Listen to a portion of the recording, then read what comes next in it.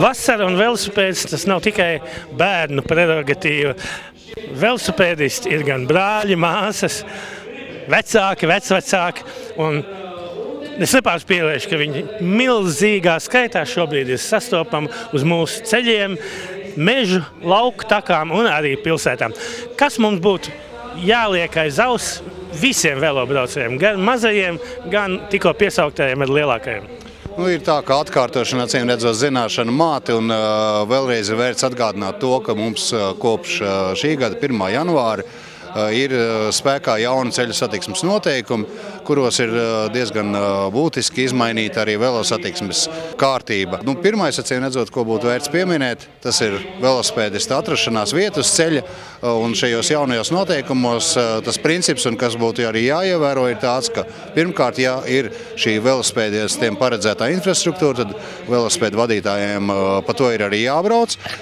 Ja šī infrastruktūras nav, tad tajā gadījumā ir jābrauc pa brauktuvi kopā ar pārējiem transporta līdzekļiem, protams, pieturoties pēc iespējas pa labi tuvāk brauktuves labajai malai, un braukšana pa ietvi mums ir tāds kā savu veidu izņēmumu gadījums.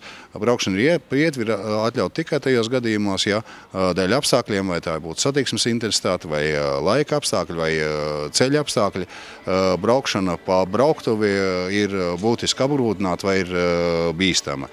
Tāpat arī ir izdarīta grozījuma saistībā ar brauktuves šķērsošanu pa gājēju pārējām, ja mums iepriekšējos noteikumos šī šķērsošana bija atļauta tikai pa regulējumām gājēju pārējām, tad tagad velosipēdistiem atļauts šķērsot brauktuvi arī pa neregulējumām gājēju pārējām.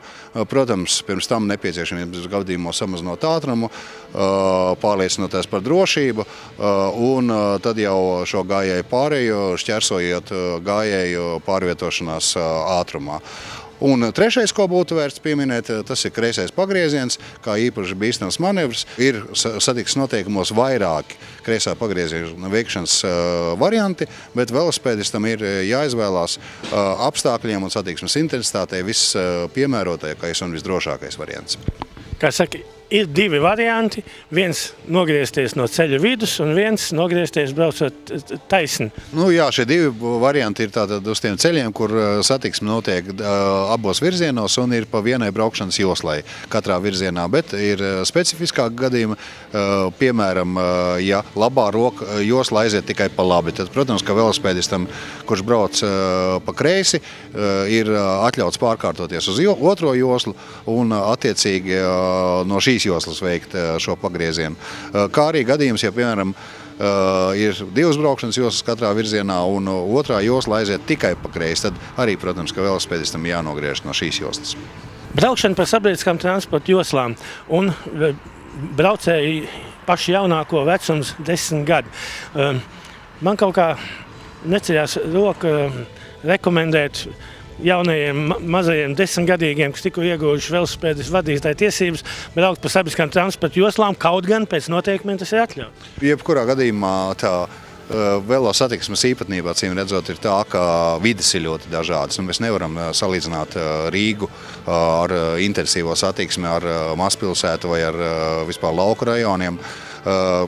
Jā, mums patiešām šis minimālais velosipēdista vecums, no kura var saņemt arī vadītāja apliecību, ir šie 10 gadi, bet tādā pašā laikā ir jāatcerās un jāievēro tas, ka, acīm redzot, tomēr tas lēmums vai tik mazam bērnam atļaut braukt patstāvīgi ceļu satiksmē, tādā vietā, kur šis bērns arī dzīvo, ir bērnu vecāku lēmums.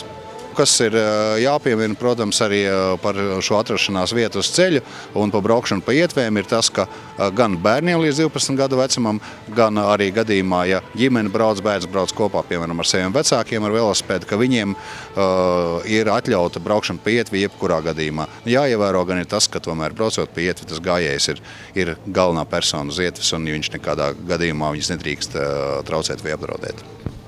Tā pašā laikā gribu piebilst arī, ka gājējiem iet par to infrastruktūras, jeb veloceļiņu daļu, kur ir zīme tikai velosipēdiem, arī nevajadzētu. Tas ir pietiekoši rupšs pārkāpums un arī bīstams.